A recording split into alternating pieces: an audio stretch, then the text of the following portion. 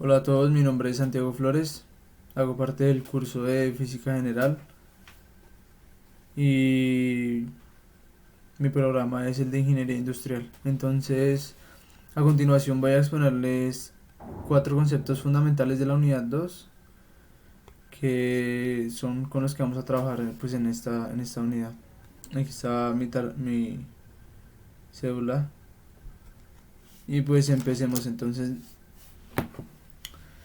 vamos a empezar con los cuatro conceptos que les mencionaba. Pues son cuatro conceptos. El primero es periodo de señal AC, el segundo es frecuencia de señal AC, el tercero es fase o amplitud y el cuarto es calor producido por la corriente alterna. Para esto tenemos una pregunta, que en este caso es la pregunta que le corresponde al estudiante 2, que soy yo. Entonces empezamos sabiendo que el periodo de señal AC también es conocido como periodo de la corriente alterna y se define como el tiempo que demora cada valor de la sinusoide de la corriente alterna en repetirse o cumplir un ciclo completo. Eso bien ya sea entre pico y pico, entre valle y valle o entre nodo y nodo, en cualquiera de estas tres condiciones. Y se conoce como periodo y también se expresa en segundos con la letra T. A continuación tenemos una pequeña gráfica que nos demuestra esto, que aquí es como la parte verde sería la que es conocida como el periodo de la corriente alterna y pues la gráfica sería el tiempo predeterminado. El periodo es lo inverso de la frecuencia y se representa como T, que en este caso es los segundos, que es igual a 1 sobre la frecuencia.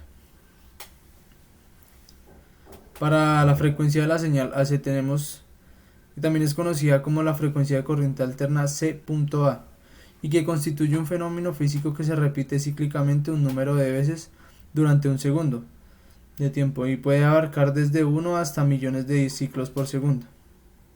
La frecuencia se representa con la letra F y su unidad de medida es el ciclo por segundo, también conocido como Hertz, que tiene la letra H y la Z. Para la fase o la amplitud tenemos que la amplitud de la señal se refiere al valor máximo que ésta alcanza. Es la distancia máxima entre el punto más alejado de una onda y el punto de equilibrio o medio. Entonces esta sería la representación del concepto anterior, donde tenemos la distancia máxima del punto más alejado de la onda hasta el punto de equilibrio o medio. Y se denomina como fase o ángulo de fase. En este caso puede estar representado como fase o también ángulo de fase. A su desplazamiento hacia la derecha o la izquierda con respecto a una referencia.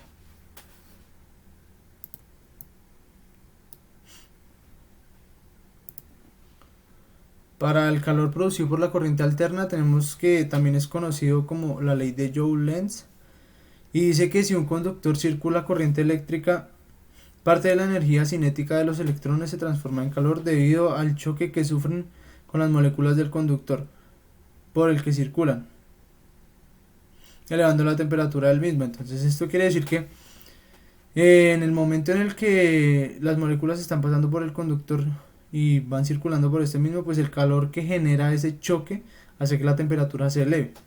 De ahí viene pues el calor producido por la corriente alterna. Pero también hay unas causas que son y se distinguen como las siguientes: que los sólidos tienen generalmente una estructura cristalina ocupando los átomos o moléculas, los vértices de las celdas unitarias y a veces también el centro de las celdas o de sus caras. Y este efecto fue definido de la manera: la cantidad de energía calorífica producida por una corriente eléctrica depende directamente del cuadrado de la intensidad de la corriente, del tiempo que ésta circula por el conductor y de la resistencia que opone al mismo paso de la corriente. Y teníamos esta pregunta que nos quiere decir que cuál es la diferencia que existe entre los semiconductores intrínsecos y extrínsecos.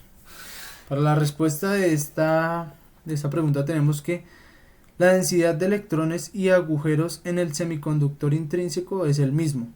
Es decir, el número de electrones libres presentes en la banda de conducción es igual al número de agujeros en la banda de valencia.